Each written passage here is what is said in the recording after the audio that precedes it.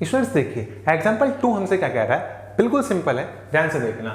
Graphically find whether the following pair of equations has no solution, a unique solution और infinitely many solutions. 5x - 8y + 1 = 0 first equation दी थी। Second equation है 3x - 24y upon 5 + 3/5 = x। तो देखो बिल्कुल simple question है, हमें क्या करना है, आप ध्यान से देखो। ये मेरी इक्वेशन 1 हो गई, हाँ जी सर, और ये मेरी इक्वेशन 2 हो गई। तो हमें बस ये चेक करना है कि इसके एक यूनिक सॉल्यूशन का केस है, नो सॉल्यूशन का केस है या इनफाइनाइटली मैनी सॉल्यूशन का है। सर ये पता कैसे करेंगे? बिल्कुल सिंपल है, मैं आपको बताता हूं। देखिए अपनी ये इक्वेशन है सेकंड वाली, इसके अंदर क्या कुछ कॉमन आ रहा है क्या? हाँ जी सर, देखो सब में 3 कॉमन है, तो अगर मैं 3 इसमें से कॉमन ले लेता हूं तो ये मेरी कुछ इस टाइप से रिप्रेजेंट होगी, ax - 8/5y + 1/5 = 0।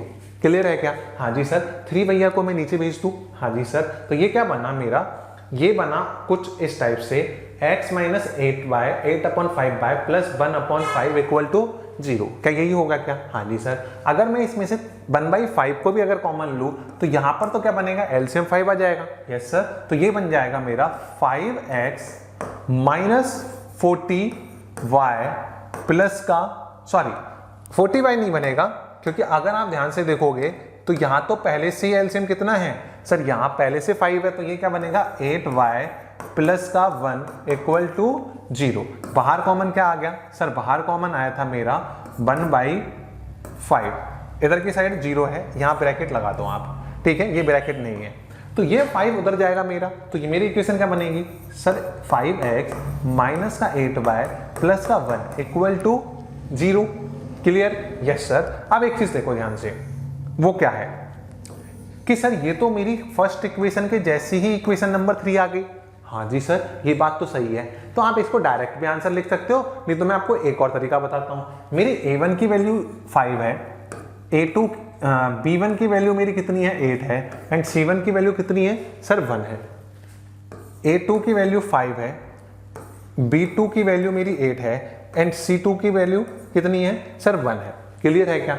अब एक चीज देखो, हमारे पास में एक मेथड होता है, क्या मेथड होता है कि अगर मेरा a1 अपॉन a2 जो है is equal to b1 upon b2 equal to c1 upon c2 equal to, अगर सॉरी 0 नहीं होगा, अगर ये तीनों के तीनों एक दूसरे के इक्वल होंगे तो उस केस में क्या होता है, उसे बोलते हैं अपन, बोलो कितने सॉल्यूशन है? ये एक तरीके से कोइंसिडेंट वाला केस हो गया, हाँ या ना।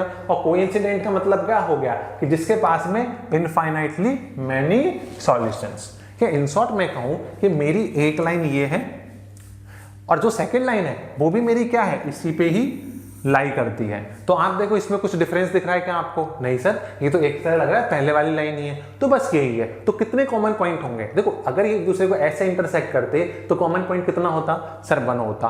क्लियर है क्या? तो अगर ये एक दूसरे के पैरेलल होती तो कॉमन पॉइंट सर कुछ भी नहीं होगा, लेकिन ये क्या है, एक दूसरे पर कोइंसिडेंट है। कोइंसिडेंट का मतलब क्या हो गया कि इसके हर पॉइंट पे ये मिलेंगे, तो एक तरीके से इनफाइनाइट इसके क्या होंगे, सॉल्यूशन होंगे। और इसी के साथ में आपका इसका आंसर आ गया कि भैया जी इसके कितने सॉल्यूशन होंगे, इनफाइनाइटली मैनी सॉल्यूशंस। क्या आपका कॉन्सेप्ट क्लियर है क्या?